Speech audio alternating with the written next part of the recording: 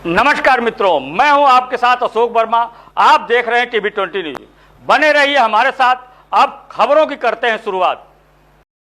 नमस्कार, मैं इस वक्त हूँ आजमगढ़ के अतरौलिया विधानसभा में, जहाँ बता दें कि अतरौलिया विधानसभा लगातार चर्चा का विषय बना है। हॉट सीट हो गई है। यहाँ पे लगातार कई प्रत्याशी आ रहे हैं। आज हम अतरौलिया विधानसभा में एक ऐसे शख्स के साथ बैठे हैं जिनका कोई परिचय का मोहताज नहीं है। वो करनी सेना के राष्ट्रीय अध्यक्ष वीर प्रताप सिंह वीरू सिंह हैं। आइए मैं उनसे बात करता हूं और उनसे जानता हूं कि अतरौलिया विधानसभा में क्या होगा। नमस्कार भैया। बहुत धन्यवाद आशीष भाई आपको, और आपके चैनल के जितने व्यूवर्स हैं सभी को बहुत धन्यवाद। वीरू जी, मैं आपसे बात करूंगा कि सुनने में आ रहा है कि अतरौलिया विधानसभा क्षेत्र में आप एक राष्ट्रीय अध्यक्ष भी हैं, लगातार हर प्रदेशों में हर राष्ट्रीय में जाते रहते हैं। तो क्या अतरौलिया विधानसभा में अब की बार आपकी दावेदारी है और क्या है अब की बार 2027 के चुनाव को लेके? देखिए आशीष, हम आज़ाद भारत में पैदा हुए और आज़ाद भारत में ये मेरी कॉन्स्टिट्यूंसी भी आती है अतरौलिया। तो हर किसी को चुनाव लड़ने का अधिकार है। अगर वो भारत का नागरिक है तो चुनाव लड़ सकता है, अपनी दावेदारी पेश कर सकता है। और ऑफकोर्स हम लोग यहाँ पैदा हुए, मेरी जन्मभूमि रही, हम लोग यहाँ से बॉटम टू बोर्न यहीं से हुए हैं।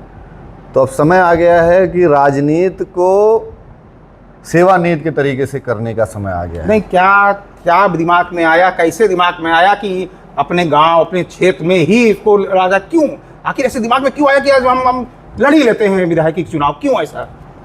देखिए, परिवारवाद की राजनीति को विघटित करने का समय आ गया है।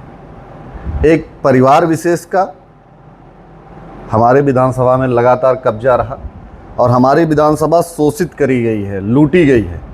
तो उस लूट घसोट को ख़त्म करने के लिए मुझे तो कहते हुए तनिक भी गुरेज नहीं है कि अब वो समय आ गया है कि ऐसे लोगों पे कुठाराघात करने का समय आ गया है जो आपके राष्ट्रनीति धर्मनीति के अगेंस्ट एक आइडियोलॉजी ला रहे हैं। एक ऐसी पार्टी जो हमेशा धर्म का विरोध कर रही हो, जो देश का विरोध कर रही है, जो केवल और केवल अपने एक जात मात्र से चुनाव को सेंट्रलाइज करना चाहती है। तो ऐसे नेताओं को ठीक करने का समय आ गया आशीष। बगल में ही है सेनपुर गांव, मंत्री जी रहे हैं बलराम यादव जी और संग्राम यादव जी भी हैं, समाजवादी पार्टी से भी हैं, कई बार लगातार जीते। क्या है उनकी, क्या निगेटिव आपको लग रही बात कि वो ऐसा क्यों कर रहे हैं? देखिए, हमारे पड़ोस में का घर है, पड़ोस का गांव है इन लोगों का, और पहले का तो नहीं जानते, लेकिन हम लोग जब से हैं मार्केट में, समाज में हैं, तब से चीज़ों को बताया जा सकता है। जाति के नाम पे ध्रुवीकरण करना इन लोगों को आता है। और मैं आप लोगों को बहुत खुल के बताऊं कितना हमारी विधानसभा का विकास हुआ है, इस पे भी डिस्कस करने की ज़रूरत है। विकास तो काफ़ी कर रहे हैं, काफ़ी विकास किया गया है। हर जगह चकमार का उद्घाटन भी हो रहा है, लंबी लंबी आरसीसी रोड बन रही है। क्या कहेंगे इस पर? मैं आशीष बहुत बोल्डली आपको बताऊंगा, 4 बार उनके पिताजी मिनिस्टर रहे। जिस विभाग के मिनिस्टर रहे, स्वास्थ्य विभाग, और उत्तर प्रदेश का स्वास्थ्य विभाग का सबसे बड़ा घोटाला हुआ था। इस पे भी चर्चा करने की ज़रूरत है। और पिछले बार 9 साल से योगी आदित्यनाथ जी की सरकार है, तो डेवलपमेंट योगी आदित्यनाथ सरकार का है, उनका थोड़ी ना डेवलपमेंट। अरे विधायक निधि से वो जहाँ जहाँ कह रहे हैं, जिस गांव में कह रहे हैं, उस गांव में आरसीसी रोड बन रही है। हाँ, केवल यादवों के गांव में विकास हुआ है, ऐसा नहीं। सभी लोग कह रहे हैं कि हर गांव में हर जाति के लोग को विकास हुआ है। मैं जो आपको मैं बता दूं, क्षत्रिय ब्राह्मण निषाद में कहाँ हो गया? आपके गांव में हो गया? आपके घर में हो गया? आप भी जिस समुदाय से आते हैं उसका बहुत बल्क में वोट है हमारे विधानसभा में। कितना विकास हो गया? जात के नाम पे ध्रुवीकरण है। अगर मैं बताना चाहता हूँ, मेरे पास पूरी लिस्ट है, ये दूसरों को बता पाएंगे, मेरे पास तो हर चीज़ की इनकी लिस्ट है कि इन्होंने कहाँ कितना काम कराया। और मैं ये कहना चाहता हूँ, 4 साल बाप और पुत्र दोनों लोग बीमार रहेंगे, और चुनाव आने से पहले कौन सा टैबलेट खा के फिर जवान हो जाते हैं लोग, फिर मार्केट में आ जाते हैं। 4 साल विधायक विहीन मेरी विधानसभा रहती है, 1 साल में सब काम हो जाता है। सबसे कम विधायक निधि खर्च करने वाला अगर कोई है तो हमारा विधायक है। उसकी निधि नहीं खत्म होती। क्यों? क्योंकि उसको यादव ठेकेदार चाहिए, यादव बस्ती चाहिए, यादव गिट्टी और मोरंग सप्लाई करने वाला आदमी चाहिए, केवल यादव चाहिए। वो एक जाति से चीजें नहीं होती हैं। उनको हर जातियों ने वोट दिया है। कौन ठेकेदार हो गया? कौन काम कर पा रहा है? आप क्यों नहीं हो पाए ठेकेदार? आशीष भाई, आपको भी हो जाना चाहिए था। नहीं नहीं, आपने ठेकेदारी की कितना बात कमाई है। कर लिया? वो तो कह रहे हैं कि स्वास्थ्य विभाग के लिए जितना हम विधायक निधि से देते हैं लोगों को, उसके लिए क्या? स्वास्थ्य विभाग में सबसे बड़ा घोटाला उसके पिता ने किया है। उत्तर प्रदेश का अब तक का सबसे बड़ा घोटाला स्वास्थ्य विभाग का बलराम यादव ने किया था, ये आपको भी पता है। और कौन सी निधि? 2 लाख रुपए से ज़्यादा निधि दे पाएंगे? क्राइटेरिया ही है। और मैं तो कहना चाहता हूं अतरौलिया की जनता से, विधायक निधि छोड़ दो। अगर आपको आवश्यकता हो और आप क्रिटिकल सिचुएशन में हो तो जो निधि वो दिलवा रहे हैं मुख्यमंत्री से, वही निधि हम भी दिलवा देंगे। मैं ऑन कैमरा कोड कर रहा हूं आपको, उनसे ज़्यादा निधि दिलवाता हूं और उनसे ज़्यादा लोगों की मदद करता हूं, लेकिन हम कहते नहीं हैं। विधायक हो, कोई जाएगा तो आप कहोगे कि मेरी सरकार नहीं है, तो आप बिना सरकार के विधायक हो तो इस्तीफा दे देना चाहिए। ऐसा विधायक कभी समाज के नाम पे या किसी व्यक्ति के नाम पे कभी आपने देखा?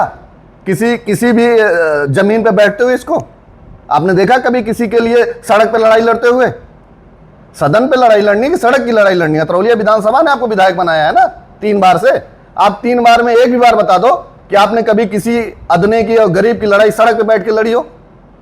आप बड़े व्यवस्थाओं की बात करोगे। हेलीकॉप्टर से उतरे हुए बलराम यादव के पुत्र हैं, नेता हैं, और हमको पता है कि इलाहाबाद विश्वविद्यालय के महामंत्री ये कैसे बने हैं, सब कुछ पता है। डेटाबेस में मुझे जानकारी है। ये उनको बेवकूफ़ बनाए आशीष भाई जिनको पता नहीं है।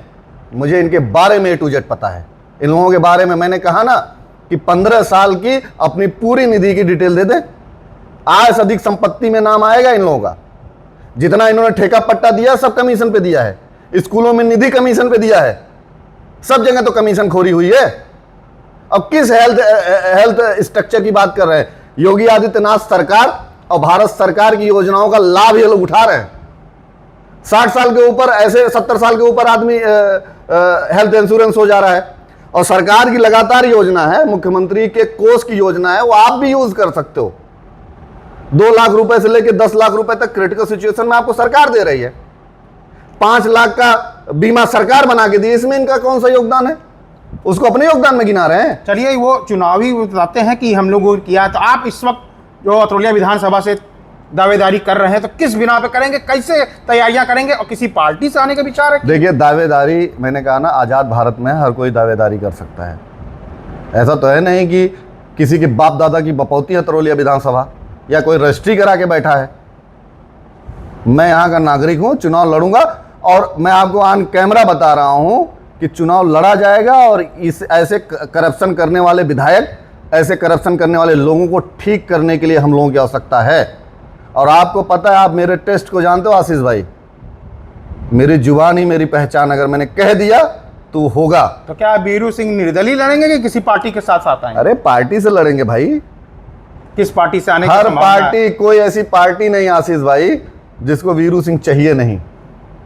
जिस पार्टी से यहाँ के विधायक है ना, उस पार्टी के भी लोग सुबह शाम आगे पीछे घूमते हैं मेरे। आप हर पार्टी से कह रहे हैं, यहाँ पे बीजेपी के कैंडिडेट सामने प्रचार कर रहे हैं, सुहेलदेव पार्टी के प्रचार कर रहे हैं, निषाद पार्टी से प्रशांत सिंह कर रहे हैं, और सुहेलदेव पार्टी से अरुण राजभर कर रहे हैं, और कन्हैया निषाद कर रहे हैं। ऐसे कई लोग हैं, गुडलक सिंह कर रहे हैं, और संतोष यादव कर रहे हैं। तो क्या इन लोगों के साथ साथ पार्टी आपको तहरीर देगी? सबको शुभकामनाएं हैं। मैंने कहा आज़ाद भारत में मेरी कॉन्स्टिट्यूंसी आती है, सब चुनाव लड़ें, और वो तो चुनाव के समय देखा जाएगा कि चुनाव कौन लड़ेगा और कितने मजबूती से लड़ेगा और कौन इन लोगों को हरा पाएगा। हर कोई लड़के देख चुका है, कोई हरा भरा नहीं पाया है। अरुण राजभर आए हैं, नए हर जगह कैंपेन कर रहे हैं, हर जगह जा रहे हैं गांव-गांव में, उनके बारे में क्या राय है आपकी? पहले तो ठीक से बोलना लोग सीखे, किसी के बारे में ऊल जलूल बयानबाजी करने से बचने की ज़रूरत है। और मेरा जो टेस्ट है आशीष भाई, मैं तो सबका सम्मान करता हूँ, सभी जात धर्म मत मजहब का सम्मान करता हूँ, और क्षत्रिय कुल में पैदा हुआ हूँ तो मेरे बाप दादाओं ने संस्कार दे के पैदा किया है। तो मैं ये चाहूँगा कि किसी की भाषा संस्कार में ही रहे। ऊल जलूल, मेरी ये विधानसभा शांति प्रिय रही है, यहाँ के लोग शांति प्रिय रहे, वाइल्डनेस पसंद नहीं है, तो वाइल्ड बनने की ज़रूरत नहीं है। आप चुनाव लड़ रहे हो, आपका स्वागत है, हर कोई चुनाव लड़ रहा है, सबका स्वागत है। प्रशांत सिंह और कन्हैया निषाद के बारे में क्या कहना चाहेंगे? सब लोग भाई हैं अपने। मैं तो ये कहूँगा मैदान में है, उन लोग कह रहे हैं कि यार हम अच्छे वोट से जीतने की संभावना है। जरूर, वो लोग कैंडिडेट हैं और हम लोग भी टिकट मांग रहे हैं, और जिसको टिकट मिलेगा लड़ाएंगे लोग। अगर आपको किसी अच्छी पार्टी से, बड़ी राष्ट्रीय पार्टी से सीट मिल जाती है, आप यहाँ चुनाव फाइट करते हैं, क्या रहेगा, किस तरीके से जनता के सामने और किस तरीके से, किस मुद्दे पर? आशीष भाई, बड़े ही पार्टी से चुनाव लड़ा जाएगा और राष्ट्रीय पार्टी से चुनाव लड़ा जाएगा। तो आपके मन में क्या है, किस मुद्दे से अतरौलिया विधानसभा? मैंने कहा ना कि आपको पता है वीरू सिंह इतना कमज़ोर नाम नहीं है। जितने लोग कैंडिडेट लड़ रहे हैं और जितने लोग टिकट मांग रहे हैं, नाम के टीआरपी में अगर किसी से कमज़ोर हूं तो बताइए आप, या व्यवस्थाओं में किसी से कमज़ोर हूं, पहचान में किसी से कमज़ोर हूं। और नाम से नहीं, मेरा सवाल ये है कि अगर सीट मिलती है तो किस मुद्दों पर आप जनता के बीच में आएंगे और क्या मन में क्या बनाए हैं कि मैं यहाँ पे करूंगा? यार ये बताइए, हमारे विधानसभा में मुद्दा ही मुद्दा है। एक परिवार पे सेंट्रलाइज पॉलिटिक्स है, तो इससे बड़ा मुद्दा क्या है? जिसने कुछ किया ही नहीं हो, केवल करप्शन किया हो। ये तो योगी आदित्यनाथ सरकार में जो मेरिट पे काम आ रहे हैं वो तो हो ही रहे हैं, उसके अलावा विधायक के द्वारा या अन्य इन लोगों के द्वारा आज तक कोई डाटा स्ट्रक्चर बनाया गया हो तो मुझे बताइए। जनता का कोई बोलोगे डाक बंगला बन गया, सर्किट हाउस बन गया, उसमें आपको कभी जगह मिलेगी रहने की? आम जनता कभी जाके रहेगी? आप बताओ मुझे। और वो किस लिए बनाया गया है अगर बता दूंगा ना तो शायद आपको भी पता है बतरौलिया के वासियों किस लिए बनाया गया था। तो बहुत चीजें ऐसी हैं जो ना कही जाए और जनता जान रही है। ऐसी व्यवस्थाएं बनाई गई जो अंग्रेजों की तरीके से कि ये मेरी ही है और इसमें मैं ही मौजूंगा। तो ऐसी ही व्यवस्थाएं केवल यहां बनाई गई हैं जनता के कनेक्टिविटी के लिए, जनता के आइडियोलॉजी के लिए, जनता में इंप्लीमेंट के लिए, जनता की व्यवस्थाओं को ठीक करने के लिए, हमारे आम जनमानस को बहुत बेहतरीन डाटा स्ट्रक्चर देने के लिए, इंफ्रास्ट्रक्चर देने के लिए। रोड ऑर्गेनाइजेशन पे इन्होंने कुछ काम किया हो तो बताइए, हेल्थ सेक्टर पे कोई काम किया हो तो बताइए, कोई नौकरी पे कोई काम किया हो, कोई ऐसा विभाग जो बिना करप्शन फ्री इन लोगों की पैरवी हुई हो तो मुझे बताइए।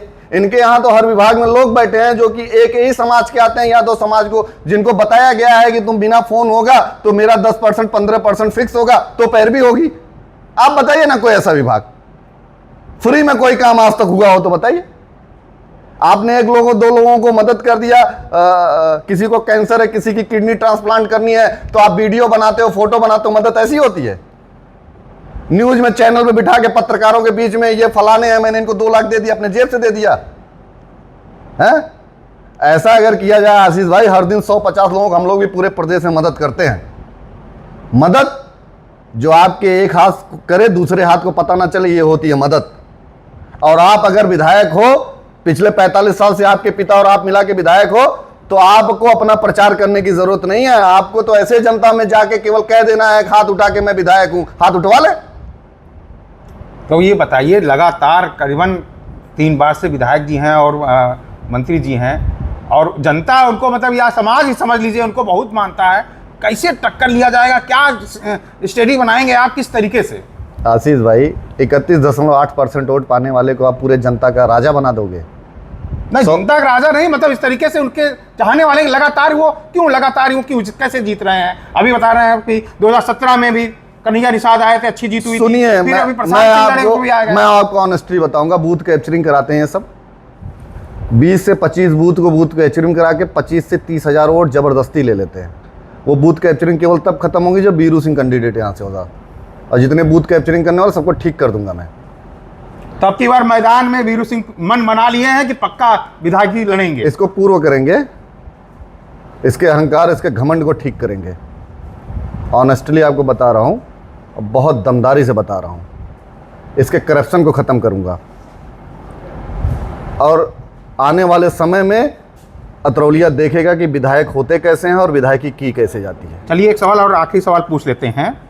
वीरू सिंह जी, आप किस पार्टी को पहला देंगे कि हमको इस पार्टी से टिकट मिल जाए तो हम यहाँ पे झंडा गाड़ देंगे? जिस दिन मेरे गाड़ी में झंडा लगेगा आपको पूरे देश को पता चलेगा। कुछ भी सोच के रखे होंगे मन में कि मैं इस पार्टी से रहूंगा? मैंने कहा ना कि मैं ऐसा इंसान हूं कि हर पार्टी चाहती है कि वीरू सिंह चाहिए उसे। आप वीरू सिंह ने कहा कुछ तो सोचा होगा कि हमको भाजपा मिल जाए, बहुजन समाज पार्टी मिल जाए, कांग्रेस मिल जाए या सपा मिल जाए, क्या सोचे होंगे? मतलब कि किस तरीके से? सपा को छोड़ के किसी पार्टी से आया जा सकता है, एक पर्टिकुलर किसी पार्टी से जो मन में बहुत। मैंने कहा ना कि कभी ऐसा नाम नहीं लेना चाहिए जो आपके आइडियोलॉजी से मैच ना करे। और आशीष भाई, मैं सनातन और धर्म को बहुत बोल्डली मानता हूँ। मेरे लिए मेरा देश प्रथम है, तो जिस भी पार्टी की आइडियोलॉजी इससे मैच करेगी उससे लड़ा जाएगा। चलिए, मैं इस वक्त बीरू सिंह से बात कर रहा था। उन्होंने कहा कि मैं अतरौलिया विधानसभा में पक्की दावेदारी करूंगा। पार्टी का नाम बताने से इनकार कर रहे हैं। कह रहे हैं मेरी गाड़ी में जिसका झंडा लग जाएगा मैं उसी को दावेदारी करूंगा और अब की बार अतरौलिया विधानसभा में बदलाव करा दूंगा। मैं आशीष कुमार